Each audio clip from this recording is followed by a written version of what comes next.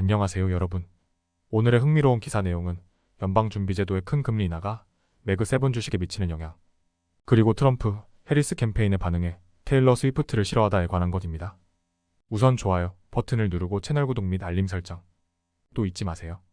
여러분의 관심과 지지가 저희에게 큰 힘이 됩니다. 첫 영상은 연방준비제도, 즉 연준의 금리 인하가 우리에게 익숙한 대형 기술 주식 이른바 매그니퍼센트 세븐 후 애플, 아마존, 엔비디아, 메타 같은 회사들에 어떤 영향을 미칠지에 대해 살펴보겠습니다. 이 영상은 월스트리트 저널의 최근 기사를 바탕으로 분석한 내용입니다. 지금부터 금리와 기술 주식의 관계를 시청자 여러분께 논리적으로, 체계적으로 설명해 드리겠습니다. 끝까지 함께 해주세요. 연방준비제도, 흔히 연준이라고 부르죠. 연준은 미국 경제를 조율하는 중요한 역할을 하고 있습니다. 이번 주 9월 18일에는 연준이 금리를 인하할 가능성이 높은데요. 현재 시장에서는 0.25% 또는 0.5% 금리 인하 가능성이 반반으로 예측되고 있습니다. 지난주만 해도 금리 인하가 이렇게 크게 이루어질 것이라는 예상은 없었지만 상황이 빠르게 바뀌고 있습니다. 여기서 우리가 주목해야 할 부분은 금리와 대형 기술주, 즉 매그7이라 불리는 주요 기술 기업들 간의 관계입니다. 매그7에는 애플, 마이크로소프트, 구글 모회사 알파벳, 아마존, 엔비디아, 메타, 테슬라가 포함됩니다. 이들은 글로벌 경제에서 막대한 영향을 끼치고 있는 기업들입니다. 그런데 금리 인하가 왜 중요한가요? 이유는 간단합니다. 금리가 인하되면 기업들이 미래에 벌어들일 수익의 현재 가치가 상승합니다.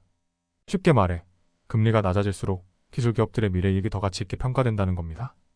이 때문에 많은 투자자들은 금리 인하가 기술주에 긍정적인 영향을 미칠 것이라고 기대합니다. 하지만 이번에는 조금 다를 수 있습니다. 최근 월스트리트 저널의 분석에 따르면 과거와 달리 이번 금리 인하가 매그7 기업들에게 예전만큼 큰 영향을 미치지 않을 수 있다고 합니다. BARRONS에서 분석한 데이터를 보면 이들 기업은 이전보다 금리 인하에 덜 민감하게 반응하는 것으로 나타났습니다. 나스닥 팩 지수보다 매그7 기업의 주가가 금리 변동에 덜 영향을 받는다는 것이죠. 이는 S&P 500이나 러설 2000 지수와 비교했을 때도 마찬가지입니다.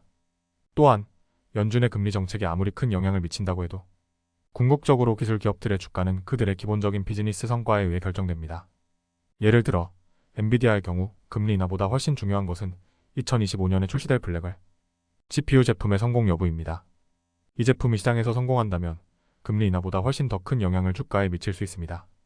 따라서 이번 연준의 금리 인하가 분명히 기술 주식에 영향을 미칠 수 있지만 그것만으로 모든 것이 결정되지는 않습니다.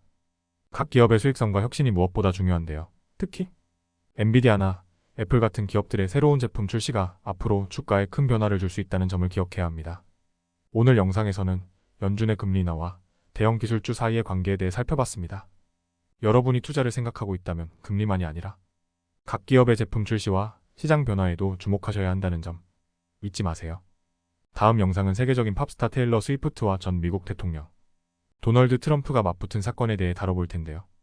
테일러 스위프트는 왜 카말라 해리스 부통령을 지지했고 트럼프는 왜 그토록 강하게 반응했을까요? 이 사건의 배경을 월스트리트 저널의 기사를 바탕으로 논리적이고 체계적으로 분석해 보겠습니다. 끝까지 지켜봐 주세요. 지난 주말 테일러 스위프트는 자신의 인스타그램을 통해 카말라 해리스 부통령을 2024년 대선 후보로 지지한다고 밝혔습니다. 그녀는 2억 8천만 명의 팔로워에게 해리스와 미네소타 주지사팀 월즈에게 투표할 것을 독려했죠. 스위프트는 그동안 정치적 발언을 자제해왔지만 최근 몇 년간 점점 더 자신의 정치적 입장을 공개하고 있습니다. 스위프트의 지지 발표 후 트럼프는 자신의 소셜미디어 플랫폼인 트루스 소셜에 나는 테일러 스위프트를 싫어한다 라는 강렬한 글을 올렸습니다. 이 글은 빠르게 퍼지며 논란을 일으켰습니다. 트럼프는 스위프트가 해리스 지지 선언을 한 것에 대해 분명한 반감을 표현한 것이죠. 이에 해리스 부통령의 캠페인 측은 트럼프의 반응에 대해 X의 트위터에서 공식 성명을 발표했습니다. 해리스 캠페인 대변인 세라피나 치티카는 미국 국민은 트럼프 시대의 혼란과 분열을 끝내고 해리스 부통령과 함께 새로운 미래로 나아가고자 한다며 트럼프의 비판에 반박했습니다. 특히 이 성명은 스위프트의 노래 가사를 인용하며 위트 있게 대응에 눈길을 끌었습니다. 또한 이 사건과 동시에 트럼프가 머물고 있던 플로리다 골프 리조트에서 총격 사건이 발생했습니다. FBI는 이를 트럼프 암살 시도 가능성으로 보고 수사에 착수했으며 트럼프는 사건 발생 후 안전하다는 발표를 했습니다. 이 사건은 트럼프의 안전을 둘러싼 논란을 불러일으키며 그가 정치적 위기 상황에서 어떻게 대응하는지에 대한 관심을 불러일으켰습니다. 스위프트의 지지가 얼마나 큰 영향을 미쳤을까요? 최근 여론조사에 따르면 응답자의 81%가 스위프트의 정치적 발언이 그들의 투표 결정에 영향을 미치지 않았다고 답했습니다. 단 6%만이 스위프트의 지지로 인해 해리스에게 투표할 가능성이 높아졌다고 응답했죠. 이 결과는 테일러 스위프트의 영향력이 생각만큼 정치적인 결정을 좌우하지 않는다는 점을 보여줍니다.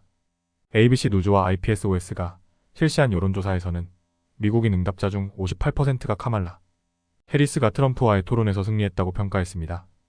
민주당 지지자의 95%는 해리스의 승리를 확신한 반면 공화당 지지자의 75%는 트럼프가 이겼다고 응답했습니다. 이는 미국 정치가 얼마나 양분화되어 있는지를 보여주는 결과라고 할 수 있습니다.